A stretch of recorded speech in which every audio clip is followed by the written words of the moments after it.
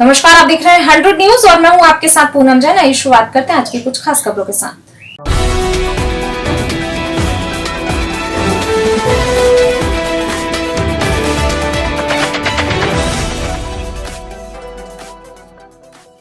कानपुर देहात के राजपुर थाना क्षेत्र में निर्बरी ग्राम में बालू खनन को लेकर बालू माफिया में आपस में गोलियां चली। इससे पूरा क्षेत्र गोलियों की आवाज से थर्रा गया। प्राप्त जानकारी के अनुसार जहां एक लॉकडाउन 4 चल रहा है, वहीं बृहस्पतिवार को राजपुर थाना क्षेत्र के निर्बारी घाट पर बालू खनन को लेकर दो माफिया गुट आपस में भिड़ गए। पहले लाठी डंडे फिर असलाहों से एक दूसरे पर फायरिंग शुरू कर दी, जिससे कई लोग गंभीर रूप से घायल हो गए। इसी क्रम में दो व्यक्तियों को अस्पताल ले जाते वक्त मृत्यु हो गई और कईयों का इलाज चल रहा है। खबर पाते ही पुलिस प्रशासन तत्काल मौके पर पहुंचा और पूरे मामले की जांच करके कार्रवाई करने का आश्वासन दिया। लखनऊ थाना हसनगंज क्षेत्र जूसी टोला में एक घर में रखे जनरेटर में भीषण आग लग गई। फायर ब्रिगेड की एक गाड़ी मौके पर मौजूद आग पर काबू करने में लगी। आसपास के लोगों में अफरा तफरी का माहौल। 3 कोरोना वीरों को कोविड-19 पर विजय प्राप्त करने के उपरांत उनके घरों को रवाना करते हुए आवश्यक दिशा निर्देश देते हुए जिलाधिकारी अनुज कुमार झा, मुख्य विकास अधिकारी प्रथमेश कुमार, मुख्य चिकित्सा अधिकारी डॉक्टर घनश्याम सिंह और अन्य संबंधित चिकित्सक व स्टाफ शामिल रहे। डीएम ने कहा कि सब कुछ ठीक, किसी प्रकार की कोई चिंता की बात नहीं, लोग गाइडलाइन माने। लखीमपुर खीरी धौरहरा क्षेत्र के अंतर्गत लौखनिया गांव के कोटेदार राधेश्याम वर्मा का राशन घटतोली व सोशल मीडिया पर वीडियो वायरल। 6 यूनिट पर 27 किलो दिया जा रहा राशन, जबकि सरकारी नियमों के आधार पर 6 यूनिट पर 30 किलो मिलना चाहिए। राशन कम दिए जाने से नाराज गांव के एक व्यक्ति ने विरोध किया। विरोध से नाराज कोटेदार ने उसे धक्के मारकर वहां से भगाया। कहा कहीं और ले लो जाके राशन। गरीब मजदूर दर दर की ठोकरें खाने को मजबूर। कोटेदार के राशन घटतोली का वीडियो सोशल मीडिया पर तेजी से वायरल।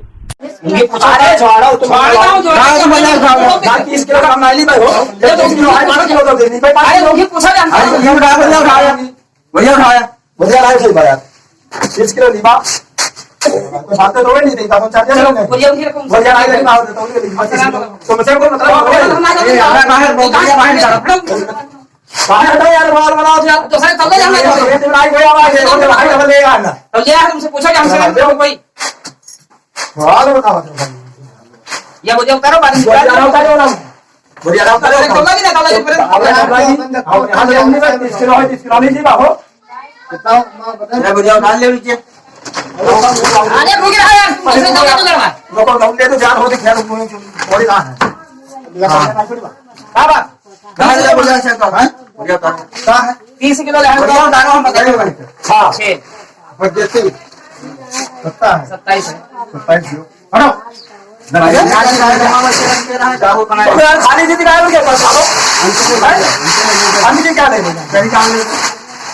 क्या गाली मुझे अरे जब 30 किलो बाद 30 किलो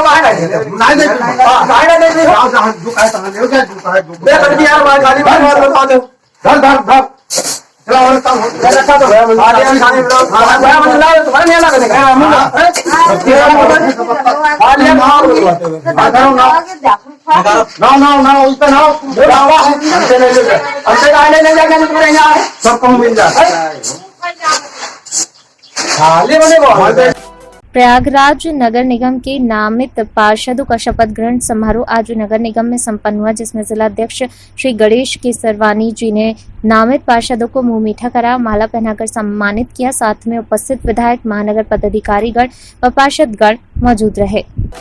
पूर्व प्रधान की दबंगई के चलते तालाब के पास सरकारी जमीन पर अवैध निर्माण कराया जा रहा है। मामला डीह थाना क्षेत्र का है, जहां नया पुरवा में तालाब के किनारे सरकारी जमीन पर पूर्व प्रधान द्वारा अवैध निर्माण कार्य कराया जा रहा है। क्षेत्र के लेखपाल और कानूनगो के द्वारा इसको 2-3 बार रोका भी गया है, लेकिन विपक्षी गण लगातार निर्माण कार्य करा रहे हैं क्योंकि क्षेत्र में पूर्व प्रधान का दबदबा है। क्या नाम है आपका? शिवकली। ये कब से बना रही हैं आवास? ये तो आज खाली लिंटर छड़ा रहे। किससे पूछ के? प्रधान से। प्रधान ने कह दिया आप बना लीजिए। अरे कहीं लिंटर छड़ा दिए तुम्हें बैठक ठौर नहीं। अच्छा, 3 बार आपको मना किया गया? करें कि 15 रोज रुक जाओ। 15 रोज क्यों? कितना छप बनाओ तो फिर? अरे ये जो रस पड़ेगा फिर हम कहा प्रधान से नहीं, ये जमीन आपकी है कि ग्राम समाज की है? नहीं है, साहेब सबका बानी है। वैसे हम बना रहे हैं, कहूँ बैठक ठौर नहीं, कहाँ जाएगा? इसका आपने बनामा लिया कैसे? इस जमीन को आपको कैसे? नहीं पड़ती है साहेब, जमीन जमीन ग्राम समाज की है, परमिशन किसी का नहीं है। प्रधान से अरे बातचीत हो पीछे गई सब है, दुनिया बनाए है, बना तो लीजिए। बनाए थे साहब। हम आपको और भी बात करेंगे, हमारे साथ कानून को भी है, कहाँ जाएगा? लेखपाल जी हैं। सर ये बताइए, इसको कितनी बार रोका गया बनने से? 3 बार रोका गया। क्या शुभ नाम है सर आपका? रामबली कानून को। कानून को साहब 3 बार रोका गया, फिर ये क्यों नहीं मानते लोग? अब जब हम लोग मना कर जाते हैं उसके बाद नहीं, क्या है इनको अधिकार बनाने का? नहीं अगर कोई प्रधान अधिकार, दे दे इनको कोई अधिकार नहीं, हम लोग मना ही कर। और अगर प्रधान ने दिया और है तो राजस्व लिख कर लेखपाल, देना चाहिए। राजस्व लेखपाल ने भी मना किया। जी मैडम, आपको कब पता चला 3 बार? हमको आज से 6 महीने पहले पता चला था, तुरंत रुकवा गए थे। इसके बाद राजस्व लेखपाल भी 3 बार आके रुकवा के गए हैं। जी और वो कह भी गए थे कि जो आसपास के लोग हैं वो जैसे ही ये निर्माण कार्य यहाँ होता है तो तुरंत हमको 100 नंबर डाल करके बुला दें, पुलिस को बुला जी। दें, रुकवा दें और हमारी बात भी करवा दें। इससे पहले पुलिस आई थी रोकने आपको? हाँ। फिर आप नहीं मानी? मान गए फिर ये कैसे? किसी को कुछ दे लेके बनवा रही ना थी? ही कुछ नहीं, फिर एक पैसा किसी को तो नहीं। जब पता है आपको ये आपकी जमीन नहीं है तो फिर अरे आप तो इस पर पता कैसे साहब कंस्ट्रक्शन सबका कर रहे हैं? बानी है का, हम कहाँ का जाई फिर। कितने लोगों की बनी है कॉलोनी? ये आप अपने पैसे से बना रहे हैं कि कॉलोनी ग्राम प्रधान ने ना दिया? ही अपने पैसा से, अच्छा। थोड़ा थोड़ा लड़का कमा रहे हैं, जी। गरीब दुखिया तो हम बना रहे हैं, कहाँ बच जाई बना साहब। 20 से चंद कदम की दूरी पर चलकर ये जगह हम आपको दिखा रहे हैं, नया पूर्वा है ये। हमारे साथ ऑफिसर्स भी हैं जो इससे रिलेटेड लोग हैं। हम बात कर रहे हैं इनसे बराबर कि आखिर ग्राम समाज की ज़मीन पर किस टाइप का परमिशन पास किया जाता है जिसमें लोग आवास बनाते हैं। तो मैडम ये बताइए कि कोई परमिशन इनको मिली है बनाने के लिए? नहीं, कोई अच्छा। परमिशन नहीं मिली। तो फिर ये कैसे या फिर क्या कार्रवाई करेंगे आप?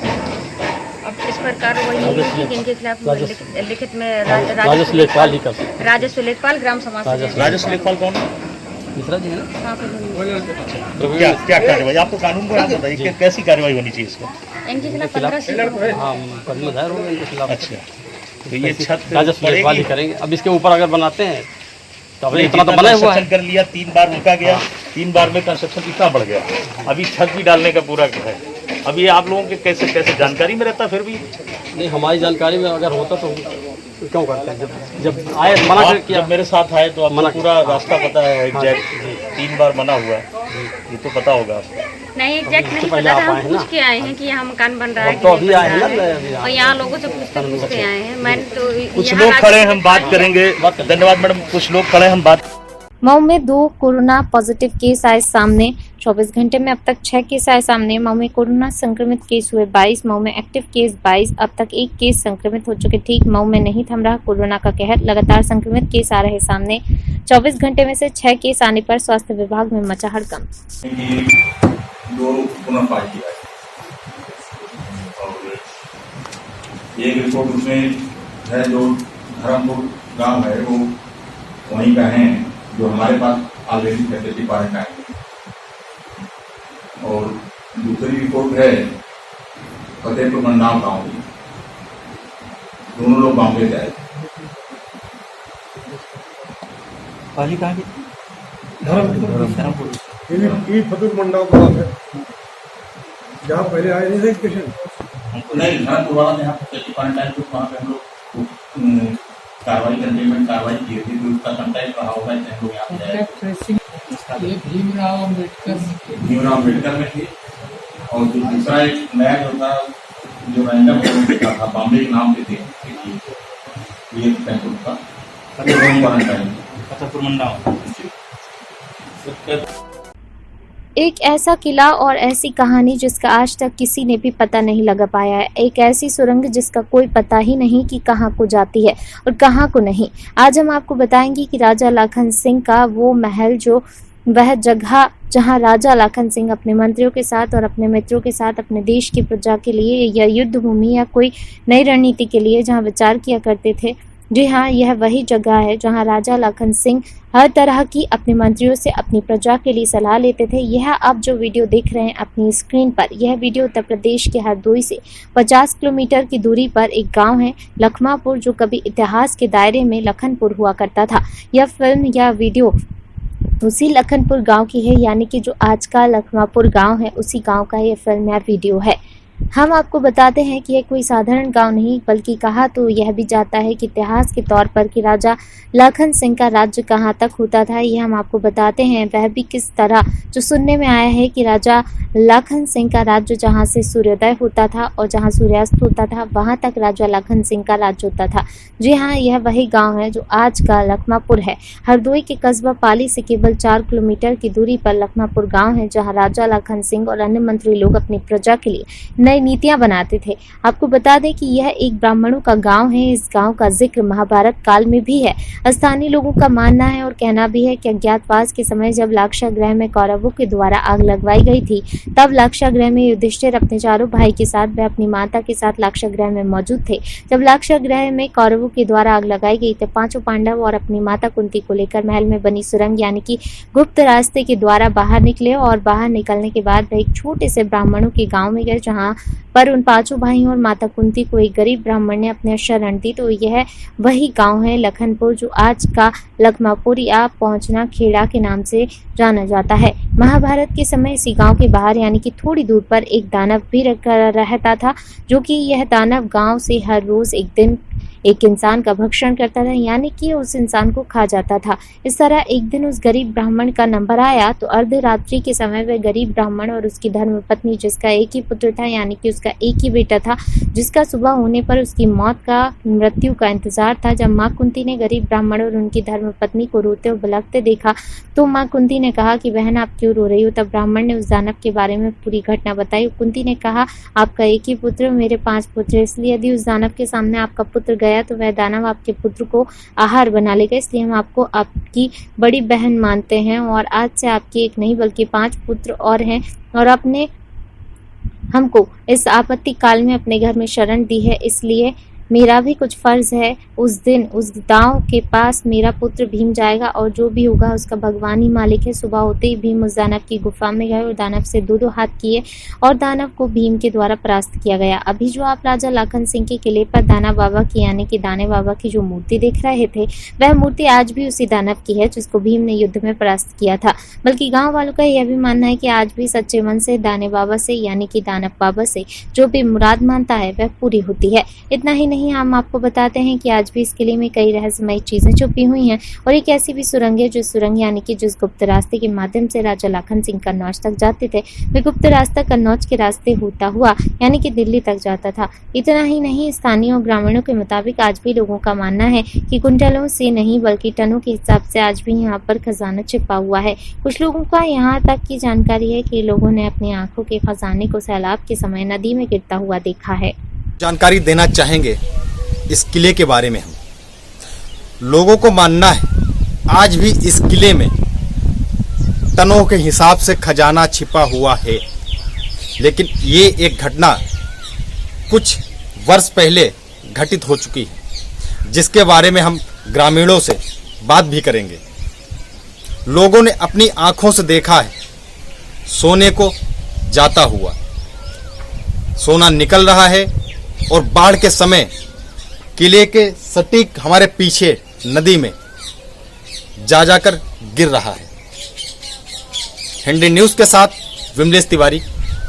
जी, आपका नाम क्या है? हमारा नाम है स्वतंत्र कुमार वाजपेयी। हम यहीं पहुंचना खेड़े के रहने वाले हैं। आपको इस खेड़े के बारे में या इस महल के बारे में या जो आप दाने बाबा का मंदिर और मूर्ति देखते हैं, इसके बारे में आपको क्या कुछ जानकारी है?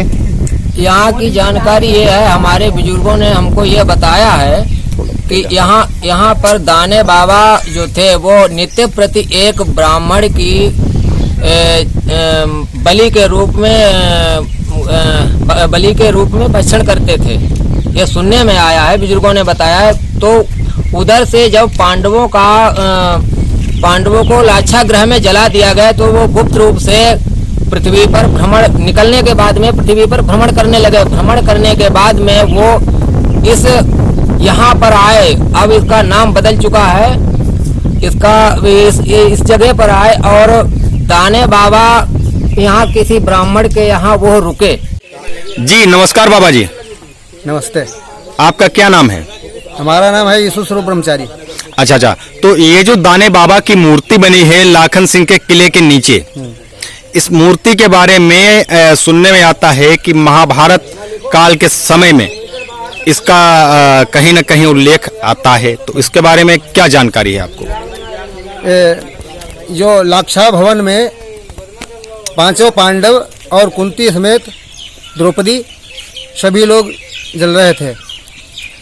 वे सुरंग के द्वारा बाहर निकले। थोड़ा तेज आवाज में। सुरंग के द्वारा बाहर निकले जी। तो उसके बाद वो चलकर यहाँ लखनपुर आए। ठीक, जी बताएं। लखनपुर आए। राजस्थान में कोरोना संक्रमित मरीजों की संख्या में लगातार इजाफा होता ही जा रहा है। पिछले 12 घंटे में प्रदेश में 91 नए पॉजिटिव मामले सामने आए हैं। झालावाड़ में लगातार तीसरे दिन कोरोना का बड़ा प्रकोप देखने को मिला है।